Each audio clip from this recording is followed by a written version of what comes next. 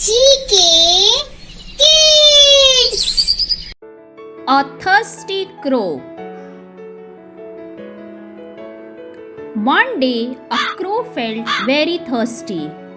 He flew from one place to another in search of water. After long hours of searching, he found a pitcher. In the pitcher, the level of water was at the extreme bottom. He tried to dip his beak but did not succeed. He did not know what to do. Suddenly, some pebbles lying nearby gave him an idea. He dropped the pebbles one by one with his beak into the pitcher. The level of water slowly came up.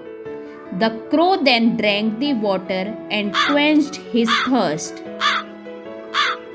Moral: where there is a will, there is a way.